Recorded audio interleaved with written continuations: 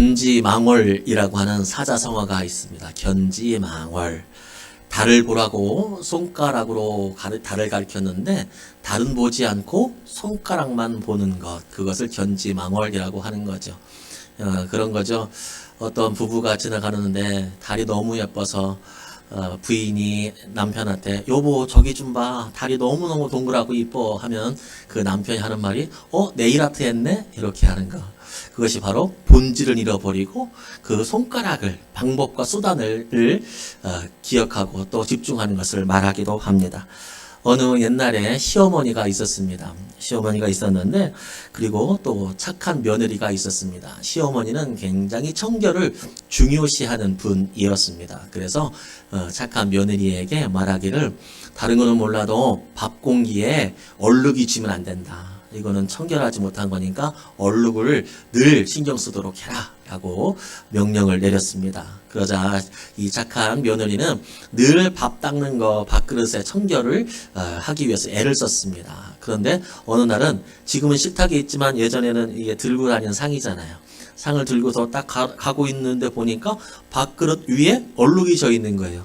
그래서 깜짝 놀래갖고 마루에다 밥그릇을 놓고 행주를 찾으니까 행주가 없는 거예요. 근데 저 옆에 보니까 걸레가 있네요. 걸레를 밥그릇에 그 얼룩을 지웠어요. 그래놓고 하는 말이, 아휴, 큰일 날 뻔했네. 이게 바로 견지망월입니다. 견지망월. 깨끗하라고 하는 게 목적인데 얼룩에만 신경을 쓰는 거. 그렇죠. 또 어떤 불면증 환자가 있었습니다. 불면증이 하도 심해가지고 의사를 찾아갔습니다. 그런데 의사가 하는 말이, 입원을 하면서 좀 약을 먹고 치료를 받아야 된다. 내가 약을 처방해 줄 테니까 입원하면서 자기 전에 이 약을 먹으면 한 3일 정도 되면 잠을 잘 수 있을 것이다 라고 이렇게 처방을 내려주었습니다. 그런데 정말로 하루가 지나고 이틀이 지나고 3일째 되는 날 약을 먹지 않고 스르르 자신도 모르게 잠이 들었습니다. 그때 간호사가 들어왔습니다. 간호사가 어떻게 했을까요? 깨웠습니다. 왜요? 약 먹고 자라고. 약 먹고 자라고. 이게 바로 뭐라고요? 견지망월입니다. 본질은 따로 있는데 그 수단과 방법에 집중하느라 본질을 놓쳐버리는 것, 이것이 바로 견지망월입니다. 수단은 수단일 뿐입니다. 수단이 본질로 변하면 위험합니다. 망하게 됩니다. 틀리게 됩니다.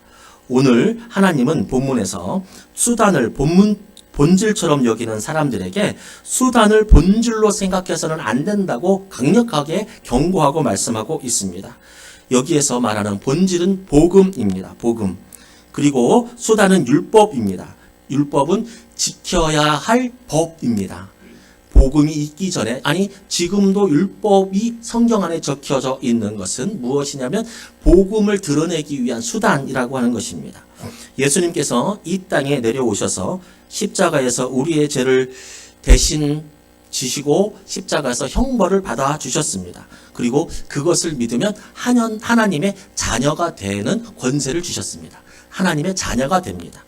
복잡하게도 말할 수 있고 에덴 동산부터 쭉 말할 수 있지만 간단하게 말하면 예수 믿으면 구원받는다라고 하는 것이 구원의 핵심이고 성경의 가장 원초적인 본질이고 기독교의 가장 근간이 예수 믿으면 구원받는다입니다.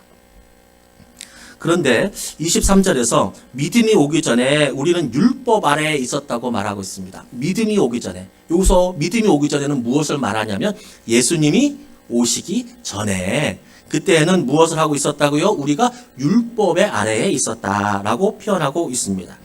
예수님께서 오시기 전에도 하나님은 사람들에게 지켜야 할 법을 주셨습니다. 그것을 율법이라고 합니다. 사람들이 지켜야 할 법, 율법을 주셨습니다.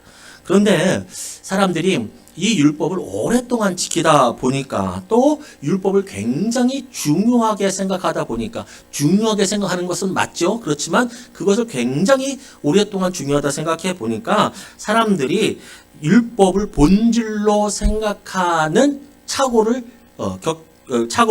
겪는 일이 생겼습니다. 그 대표적인 것이 무엇이냐면 본질이 찾아왔는데 율법을 본질을 빛내는 것이 아니라 본질이 찾아왔음에도 율법을 본질로 생각하고 있다는 것입니다. 예수 믿어도 율법을 지켜야 한다. 이게 바로 지금 전에 말씀드린 것입니다. 본질이 율법이 왔는데, 아니, 복음이 왔는데 그래도 율법은 지켜야 된다라고 하는 것. 율법의 대표적인 것이 무엇입니까? 십계명도 있고 다 있습니다. 그렇지만 가장 표시나는 것은 무엇입니까? 할례입니다. 그러니까 예수를 믿어도 무엇을 받아야 구원받을 수 있다라고 말하는 것입니까? 할례를 받아야 구원받을 수 있다. 여기서 할례를 헌금으로 바꿔도 됩니다. 여기서 할례를 예배로 바꿔도 됩니다. 여기서 할례를 선한 마음으로 바꿔도 됩니다. 무엇으로 바꿔도 됩니다. 그렇지만 중요한 것은 무엇입니까? 예수 믿으면 구원을 받는다 라고 하는 것을 잊어버리면 안 됩니다. 이 사람들은 이 실수를 했습니다. 예수를 믿어도 할례를 받아야 한다라고 말이죠. 23절 말씀에서 사람은 율법 아래에 묶였고 갇혔다고 말씀합니다. 율법 아래에 묶였고 갇혀 있다. 율법이 사람을 통제했다는 말입니다. 그런데 법이 사람을 통제했다고 해서, 율법이 사람을 통제했다고 해서 다 나쁜 것은 아닙니다. 오히려 좋은 게 많습니다. 율법은 누가 누구에게 주신 것입니까? 하나님이 사람들에게 주신 것입니다. 하나님이 사람들에게 주신 것이니 나쁠 리가 없습니다. 좋은 것입니다. 율법이 사람을 통제했기 때문에 사람들은 자신의 생각대로, 자신의 욕망대로 살지 않았습니다. 율법이 있기 때문에, 하나님이 주신 법이 있기 때문에 이스라엘 백성들은 그 법을 지키면서 하나님께서 주신 그 틀 안에서 자신의 욕망을 그렇게 마음대로 넘나들지 않을 수 있었습니다. 율법 때문에 사람과 사람 사이에 지켜야 할 예의와 법도를 지켰고, 또 그것뿐만 아니라 율법 때문에 하나님을 섬기는 일에 더욱더 최선을 다해서 열심히 할 수 있었습니다. 그런데 율법에는 한계가 있습니다. 사람을 통제해서 무분별한 삶을 살지 않기는 하지만 거기에는 자유가 지극히도 통제되어 있습니다. 그리고 아무리 율법을 지키려고 해도 율법은 다 지킬 수가 없었습니다. 성경에서 누누이 말합니다. 율법은 다 지킬 수가 없다. 오히려 율법 때문에 너희의 죄가 드러나는 것이 바로 율법의 목적 중에 하나다라고 말씀하고 있습니다. 자꾸 법을 어기게 되니까 자유가 없어지고 그 평안이 없어지는 것입니다. 하나님께서 주신 법이 자꾸 지키고는 싶은데 어기게 되니까 평안함이 없는 것. 그것이 율법의 한계입니다. 율법을 자꾸 어기는 자신의 삶을 보면서 사람들은 자신의 한계를 깨달았습니다. 아, 나는 안 되는구나. 내 안에 선한 것이 없구나. 나로서는 점도 없고 흠도 없는 하나님께 다가갈 수 있는 선이라고 하는 것은 내 안에 없구나 라는 것을 깨달게 되었습니다. 이것이 율법이 주는 또 하나의 유익입니다. 유익. 하나는 무엇입니까? 자신을 통제해서 사람과 사람 사이, 사람과 하나님 사이에서 더 관계가 좋게 만들어지게 하는 것이 하나이고, 또 하나의 율법의 유익은 뭐냐면 나의 연약함을 가지고 하나님께 나아갈 수 없다라고 하는 자신의 한계를 바라볼 수 있게 하는 것이 바로 율법의 좋은 점입니다.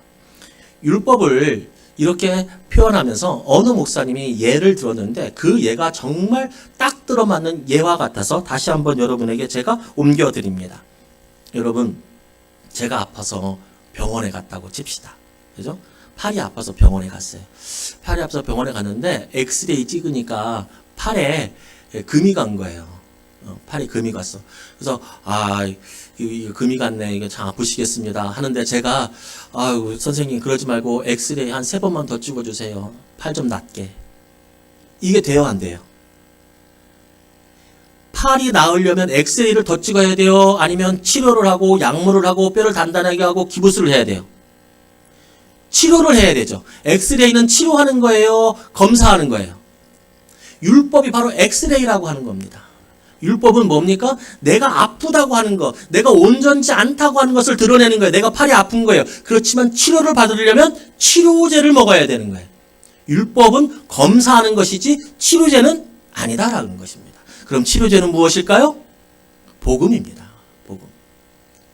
율법은 내가 죄가 많아서 하나님께 다가갈 수 없는 내가 죄인이다라고 하는 그것을 발견하는 것이고, 정말 치료하는 것은 바로 복음이라고 하는 사실입니다.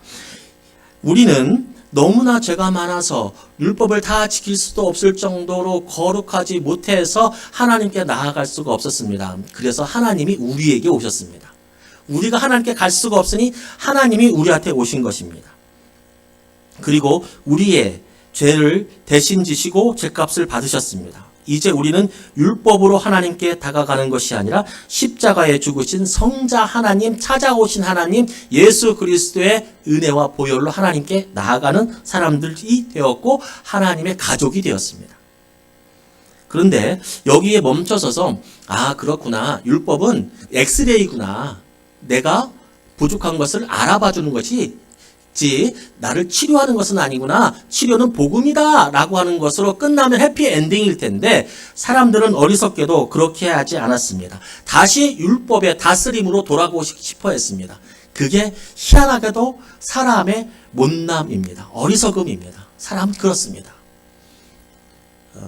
쇼생크 탈출이라고 하는 영화가 있는데 그 영화 중에 어떤 것이 있냐면 오래된 무기징역을 받은 오래된 죄수가 감옥 안에서 살고 있었어요. 근데 이 사람이 석방이 됐네요. 그래서 국가에서 마련해준 마트인가 어디서 일을 하고 있었어요. 마트에서 일을 하고 있는데 이 사람이 갑자기 화장실을 가고 싶어 한 거예요. 화장실을 가고 싶어 해서 손을 들어가지고 뭐라고 했을까요? 화장실 좀 가게 해달라고. 누구한테? 매니저한테. 자기보다 높은 직급의 상관한테. 그 매니저가 뭐라고 했을까요? 뭐라고 했냐면 그런 건 나한테 말하지 말고 그냥 갔다 오세요 라고 이야기한 거예요. 그런데 그 일이 이 오래 산 죄수에게는 너무 힘든 일인 거예요. 내가 내 마음대로 화장실 간다는 것이 너무 힘이 든 거예요. 자신은 정말 오랫동안 누구에게인가 지시를 받아서 그 일을 해야만 편한 사람이 된 거예요.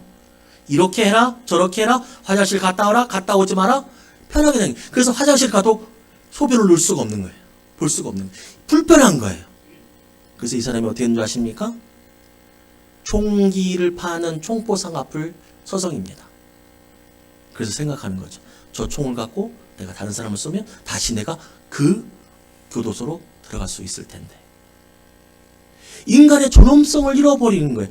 그래서 다시금 그 인간의 존엄성을 잃어버린 자신의 마음대로 화장실을 갈 수도 없는 그곳에 다시 돌아가게끔 이 인간이 그렇게 나약하고 어리석다는 것이에요. 복음이 왔어요. 복음이 왔어요.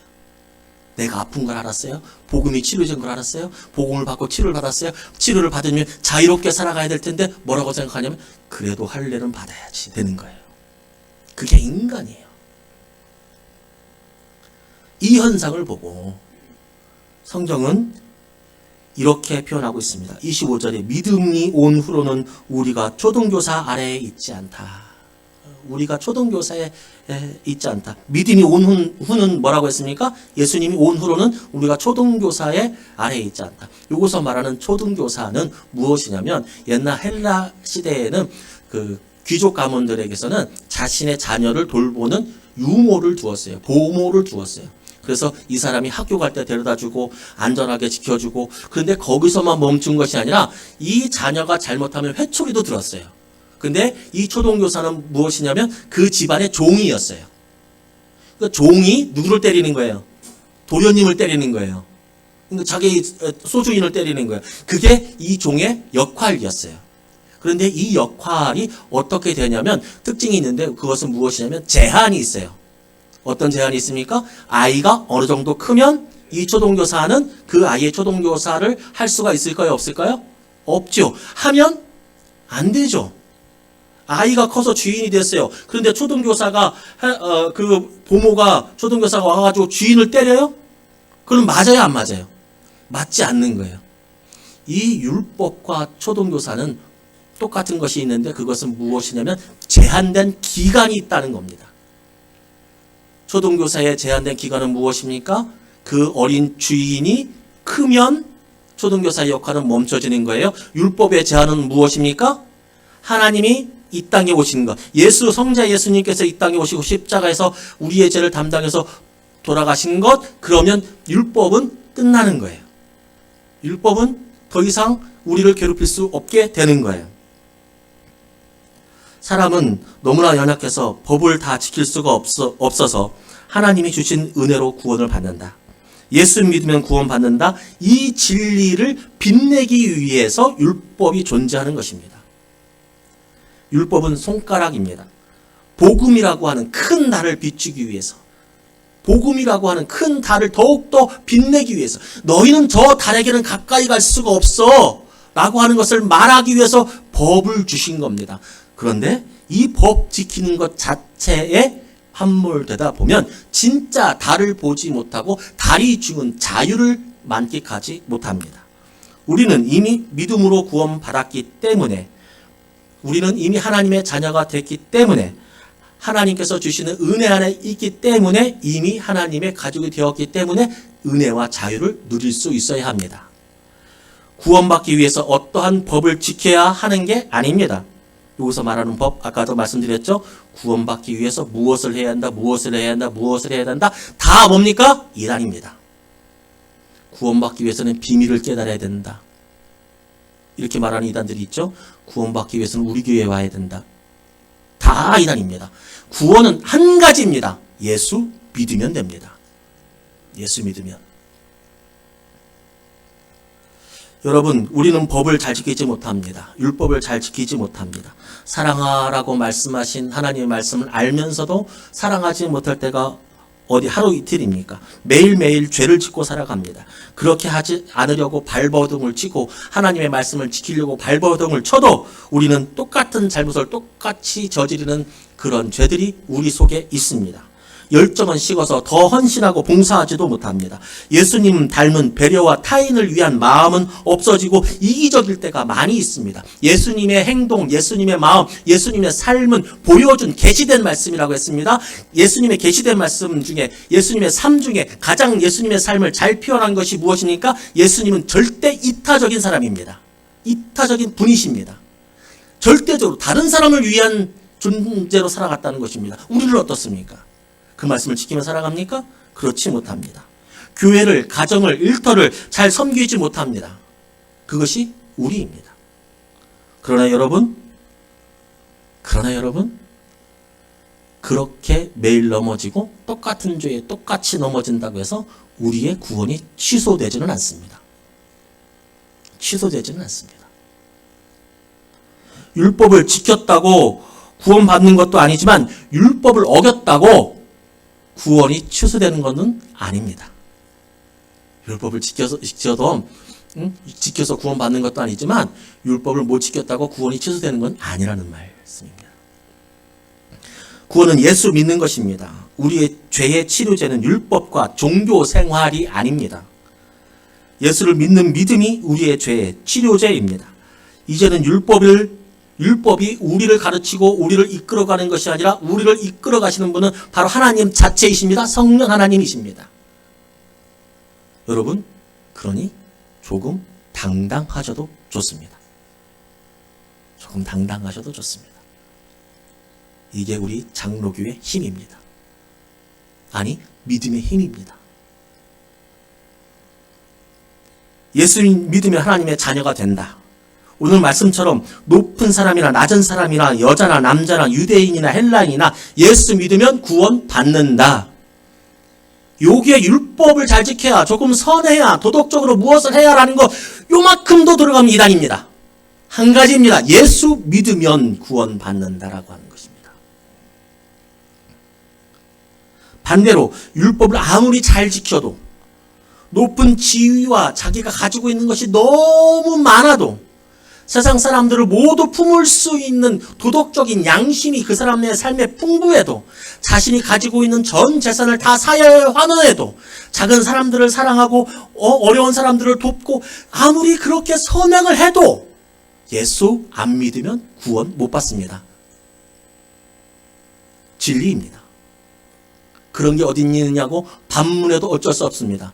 죄송하지만 그 반문할 시간에 예수 믿으시기 바랍니다. 하나님의 법입니다. 그래서 우리는 전도하는 것입니다. 그 사람의 삶이 나보다 괜찮아. 그 사람의 삶이 나보다 잘 살아. 그럼에도 불구하고 그에게 전도하는 것은 무엇입니까? 그게 아무리 많아도 그 사람이 지금 아무리 행복해도 그것으로는 하나님 나라에 갈 수 없으니까 전도하는 것입니다. 제가 보기에는 예수 믿고 싶은 사람도 저는 예수 믿는 것으로 생각합니다. 없는데 왜 예수 믿고 싶겠습니까?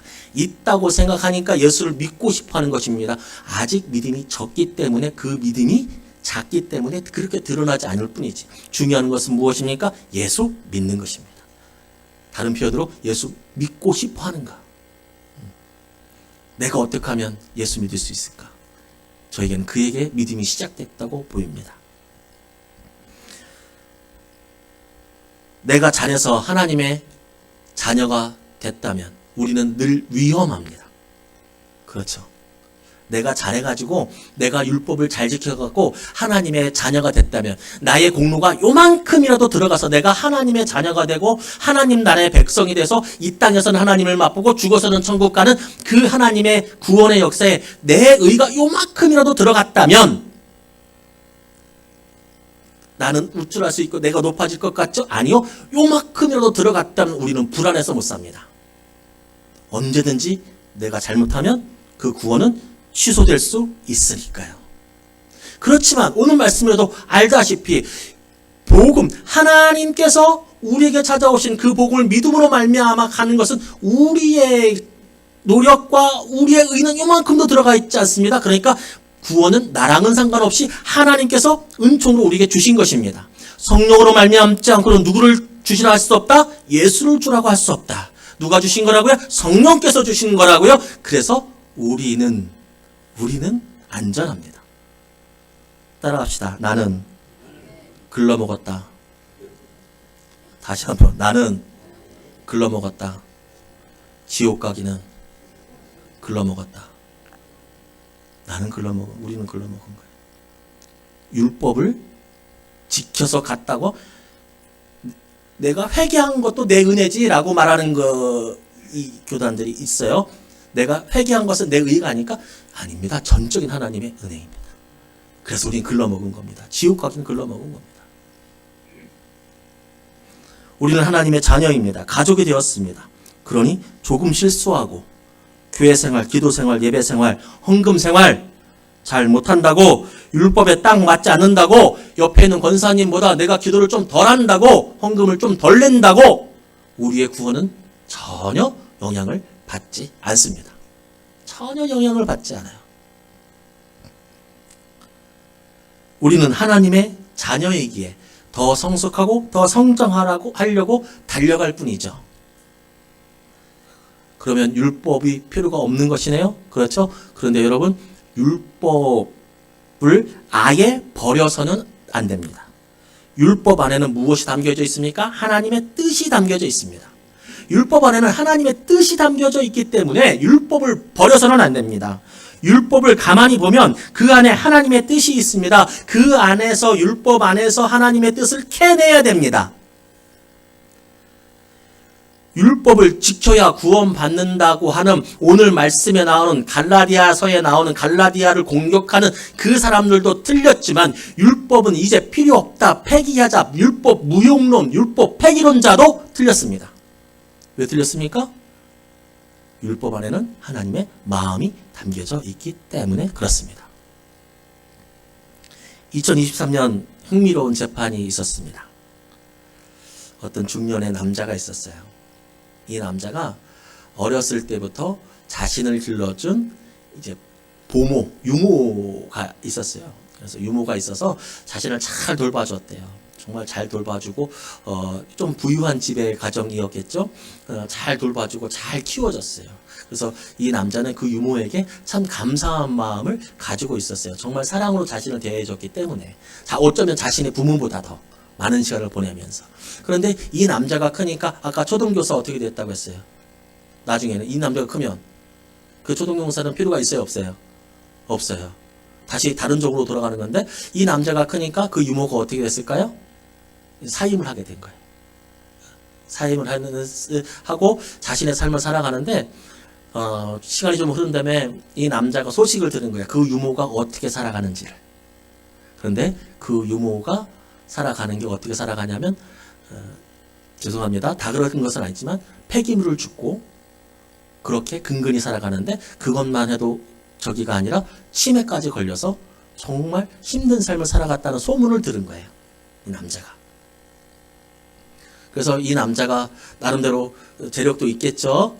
있는데 그 할머니의 집을 하나 얻어줬어요. 오피스텔을 하나 얻어줬어요. 쉬운 일 아니죠. 쉬운 일 아니에요. 참 감사한 마음으로 그 오피스텔을 얻어줬어요. 그래서 거기에서 지내게 해달라고. 그런데 계약을 할 때 자기 이름으로 하지 않고 할머니 이름으로 하지 않고 누구 이름으로 했냐면 자기의 아들 이름으로 했어요. 실제 2023년 법원 판결 난 거예요. 이게 자기 아들 이름으로 했어요. 그런데 이 아들이 모르고 있다가 자기 이름으로 오피스텔이 있는 걸 알았어요. 왜 이 남자가 자기 아들의 이름으로 명의를 했을까요? 관리하라고? 아니요. 죽으면, 이 유모가 죽으면 누구 주려고? 아들 주려고. 이렇게 했는데 그 아들한테 안 알리다가 이 아들이 알았어요. 그걸. 내 집이 오피스텔이 있네? 라는 것을 알았어요. 이 아들이 어떻게 했는 줄 아세요? 유모에게 고소를 했어요. 그동안 밀린 거 1,300만 원 내놓고 지금 당장 나가라. 고소를 했어요. 이 고소한 거를 이 아버지가 알았어요. 하지 말라고 했을까 안 했을까요? 했겠죠. 하지 말라라. 하지 마라. 말을 안 들었겠죠.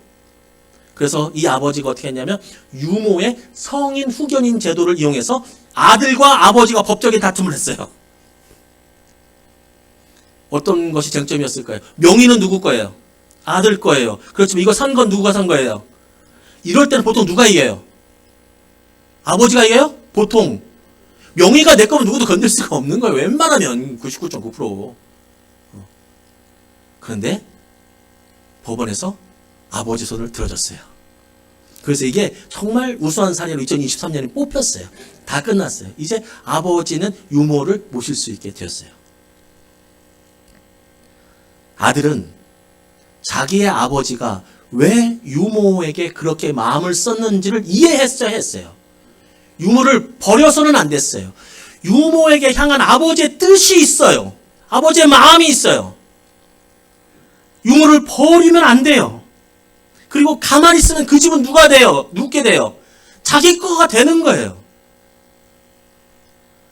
아들은 아버지의 마음을 헤아렸어야 됐어요. 하나님의 가족이 된 우리는 유모와 같은 율법을 버려서는 안 돼요. 율법을 통한 하나님의 마음이 있어요. 하나님께서 이렇게 제사 드려라. 각은 이렇게 뜨고 그 번제는 이렇게 드려야 된다. 너희는 뭐 소를 소가 너희들이 죽이게 되면 소를 또 갚고 다른 사람들에게 뭐 하지 말고 마음으로까지 미워하면 뭐 살인하는 자다. 막 이런 율법들을 막 주시는데 이것들 다 필요 없으니까 나는 구원받았으니까 마음대로 살아간다. 여러분 그게 이단 아닙니까? 그게 이단이에요. 율법에 담긴 하나님의 뜻이 있어요. 그게 이단이라고 하는 것은 무슨 것을 의미해요? 하나님의 자녀가 된 사람은 그 율법을 버리지 않아요. 근데 그 율법을 다 버리면서 살아가요? 제가 볼 땐 그 사람 하나님 안 믿는 거예요. 무슨 말씀인지 아시겠죠? 그래서 이단이라고 하는 거예요. 앞서서 말씀드렸습니다. 우리는 율법을 통해서 하나님께 나아가는 게 아닙니다. 율법은 전혀 법 지키는 거하고 상관없습니다. 그런데요, 하나님의 자녀가 된 사람들은 법을 지키려고 노력합니다. 이게 우리입니다. 이게 우리입니다. 우리 하기녀 원사님 기도할 때 제가 다시 한번 깨달았는데 하나님의 사명을 다한다고 해서 하나님에게 뭐 구원받는 건 아니지만 하나님의 자녀가 된 사람들은 하나님께서 맡기신 사명을 각자의 자리에서 크거나 높거나 넓거나 깊거나 다 열심히 한다는 거예요. 이 자녀니까. 우린 두 가지가 있는 거예요. 무엇입니까? 말할 수 없는 하나님의 구원의 역사.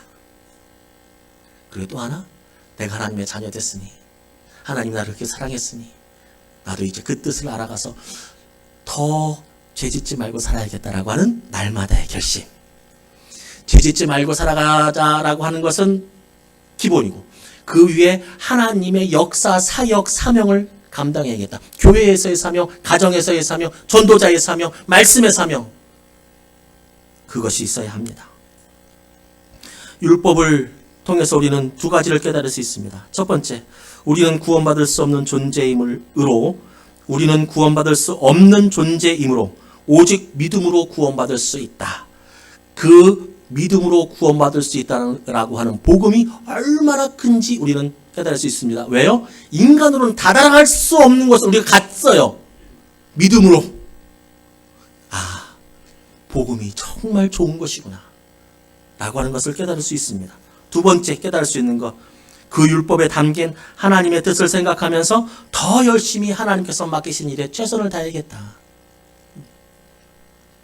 법으로가 아니라 하나님의 자녀가 돼서 아버지의 마음을 이해하게 됐으니 더 하나님의 역사에 동참해야겠다 라고 하는 거예요. 여러분, 율법에 휘둘리지 마십시오. 율법에 휘둘리지 마십시오. 몇 시에 언제 구원받았어요? 저 구원받았어요 물어보면 몇 시에 구원받았어요? 그건 기억이 안 나요. 구원 못 받은 겁니다. 요거 알아요? 구원 받는 거예요? 뭐 하면 구원 받는 거예요? 예수 믿으면 구원 받는 거예요. 요거 하나만 알아도 이단에 안 빠집니다. 예수 믿으면 구원 받는다. 비밀을 풀어내야 구원 받아야 아니요. 예수 믿으면 구원 받는 거예요. 율법에 휘둘리지도 마시고, 그렇다고 율법을 무시하지도 마십시오. 내가 하나님의 가족이 된 것은 하나님의 전적인 은혜입니다. 그 은혜를 받은 사람은 그 은혜가 너무 커서 하나님의 일에 다시 나를 드립니다. 이 아름다운 선순환이 있어서 균형 있게 성장하고 온전하게 성숙할 수 있는 우리 모두가 되기를 주님의 이름으로 축복합니다.